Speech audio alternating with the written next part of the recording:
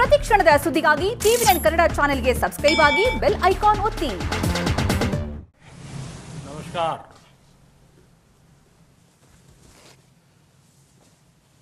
Corona वैश्विक महामारी के खिलाफ लड़ते लड़ते अब हम अनलॉक 2 में प्रवेश कर रहे हैं और हम उस मौसम में भी प्रवेश कर रहे हैं जहां सर्दी, जुकाम, खांसी, बुखार ये सारे न जाने क्या क्या होता है, ये मामले बढ़ जाते हैं। ऐसे में मेरी आप सभी देश कोरोना से होने वाली मृत्यु दर को देखें तो दुनिया के अनेक देशों की तुलना में भारत संभली हुई स्थिति में है। समय पर किए गए लॉकडाउन और अन्य फैसलों ने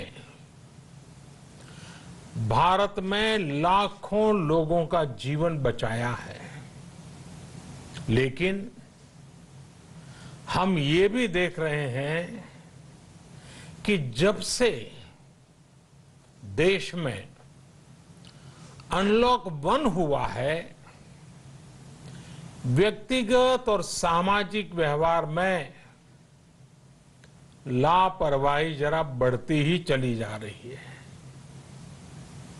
पहले हम मास्क को लेकर, 2 गज की दूरी को लेकर 20 सेकंड तक दिन में कई बार हाथ धोने को लेकर बहुत सतर्क थे, लेकिन आज जब हमें ज्यादा सतर्कता की जरूरत है तो लापरवाही बढ़ना बहुत ही चिंता का कारण है। साथियों, लॉकडाउन के दौरान बहुत गंभीरता से नियमों का पालन किया गया था। अब सरकारों को, स्थानीय निकाय की संस्थाओं को, देश के नागरिकों को फिर से उसी तरह की सतर्कता दिखाने की जरूरत है। विशेषकर कंटेनमेंट जोन्स, उस पर तो हमें बहुत ध्यान देना होगा। जो भी लोग नियमों का पालन नहीं कर रहे हैं, हमें उन्हें टोकना होगा, रोकना होगा और समझाना भी होगा। अभी आपने खबरों में देखा होगा, एक देश के प्रधानमंत्री पर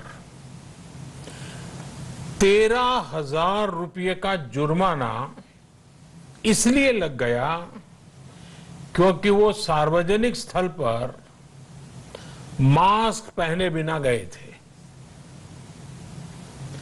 भारत में भी स्थानीय प्रशासन को इसी चुस्ती से काम करना चाहिए। ये 130 करोड़ देशवासियों के जीवन की रक्षा करने का अभियान है। भारत में गांव का प्रधान हो या देश का प्रधानमंत्री, कोई भी नियमों से ऊपर नहीं है। साथियों, लॉकडाउन के दौरान देश की सर्वोच्च प्राथमिकता रही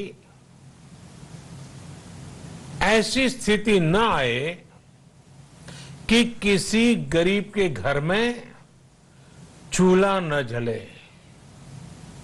केंद्र सरकार हो, राज्य सरकारें हो, सिविल सोसाइटी के लोग हों, सभी ने पूरा प्रयास किया कि इतने बड़े देश में हमारा कोई गरीब भाई बहन भूखा न सोए।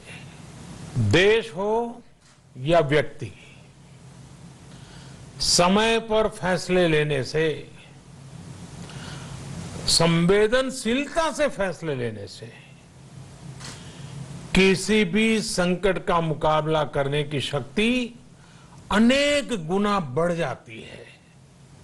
इसलिए लॉकडाउन होते ही सरकार प्रधानमंत्री गरीब कल्याण योजना लेकर आई। इस योजना के तहत गरीबों के लिए 2.25 लाख करोड़ रुपए का पैकेज दिया गया। साथियों, बीते 3 महीनों में 20 करोड़ गरीब परिवारों के जनधन खातों में सीधे 31,000 करोड़ रुपया जमा करवाए गए हैं।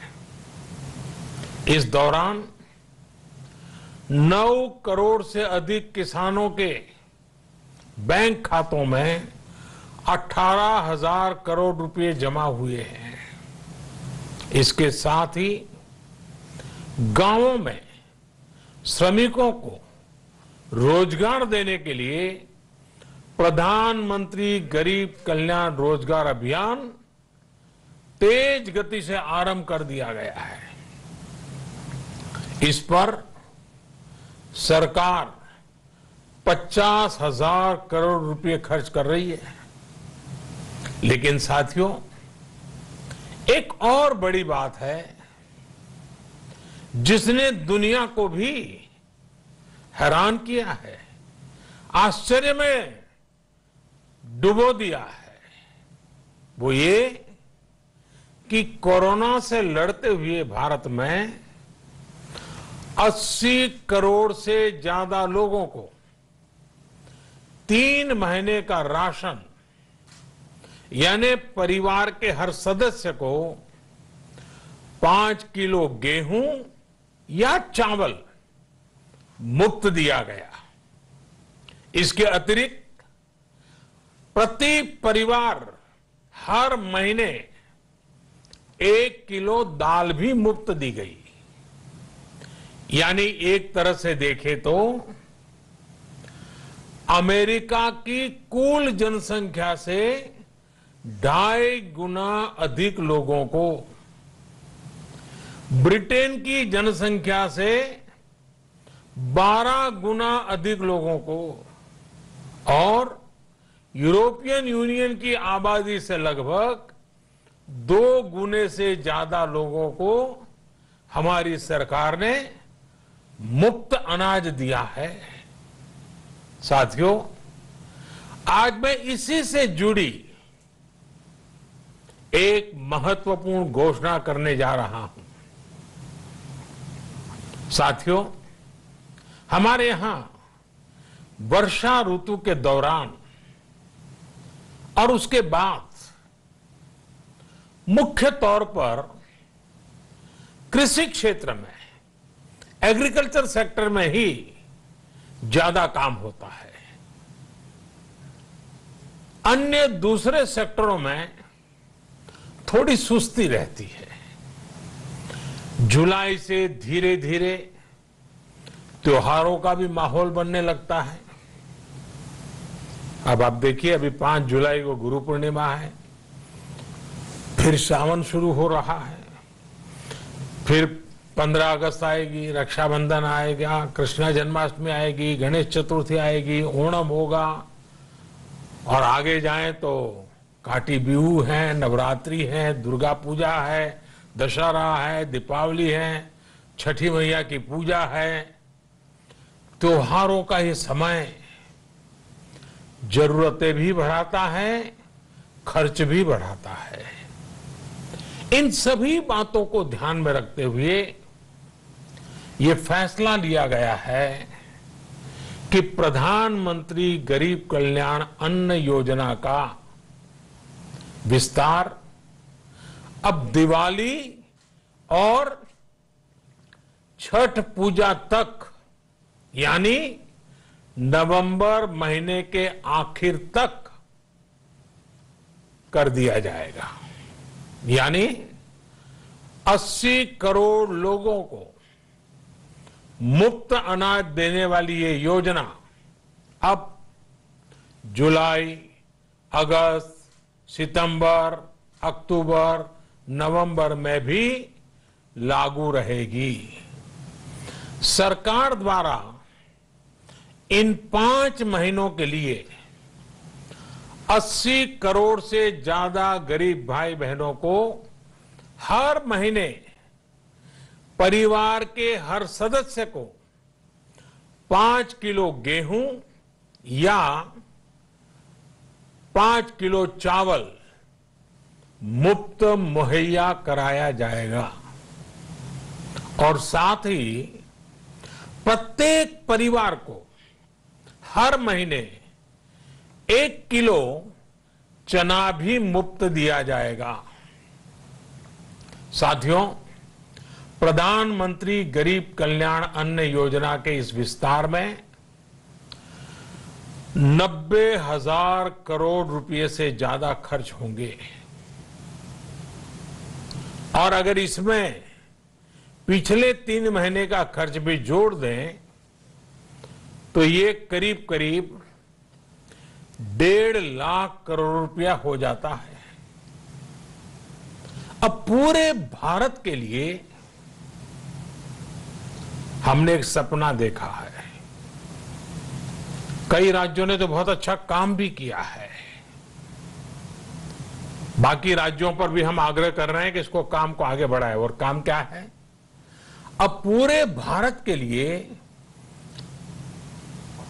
एक राशन कार्ड की व्यवस्था भी हो रही है, यानी एक राष्ट्र एक ration card, 1 nation 1 ration card. इसका सबसे बड़ा लाभ उन गरीब साथियों को मिलेगा जो रोजगार या दूसरी आवश्यकताओं के लिए अपना गांव छोड़ करके कहीं और जाते हैं, किसी और राज्य में जाते हैं। साथियों, आज गरीब को, जरूरतमंद को सरकार अगर मुफ्त अनाज दे पा रही है तो इसका श्रेय प्रमुख रूप से 2 वर्गों को जाता है। पहला, हमारे देश के मेहनती किसान, हमारे अन्नदाता, और दूसरा हमारे देश के ईमानदार टैक्स पेयर। आपका परिश्रम, आपका समर्पण ही जिसकी वजह से देश ये मदद कर पा रहा है।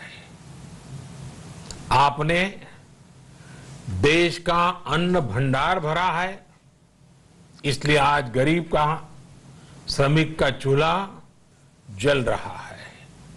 आपने ईमानदारी से टैक्स भरा है, अपना दायित्व निभाया है, इसलिए आज देश का गरीब इतने बड़े संकट से मुकाबला कर पा रहा है। मैं आज हर गरीब के साथ ही देश के हर किसान, हर टैक्स पेयर का हृदय से बहुत बहुत अभिनंदन करता हूं, उन्हें नमन करता हूं। साथियों, आने वाले समय में हम अपने प्रयासों को और तेज करेंगे।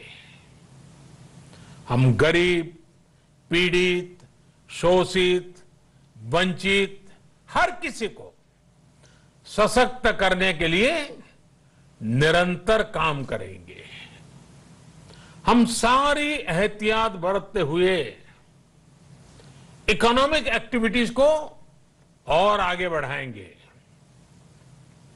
हम आत्मनिर्भर भारत के लिए दिन रात एक करेंगे। हम सब लोकल के लिए वोकल होंगे। इसी संकल्प के साथ हम 130 करोड़ देशवासियों को मिलजुल करके संकल्प के साथ काम भी करना है, आगे भी बढ़ना है। फिर से एक बार मैं आप सबसे प्रार्थना करता हूं, आपके लिए भी प्रार्थना करता हूं, आपसे आग्रह भी करता हूं, आप सभी स्वस्थ रहिए, 2 गज की दूरी का पालन करते रहिए, गमछा, फेस कवर, मास्क ये हमेशा उपयोग कीजिए, कोई लापरवाही मत बरतिए। इसी आग्रह, इसी कामना के साथ मैं आप सभी को बहुत बहुत शुभकामनाएं देता हूं। धन्यवाद। ಇನ್ಸೈಡ್ ಸುದ್ದಿ ಸೋಮವಾರದಿಂದ ಶನಿವಾರ ಸಂಜೆ 7 ಗಂಟೆಗೆ TV9 ನಲ್ಲಿ ಮಾತ್ರ.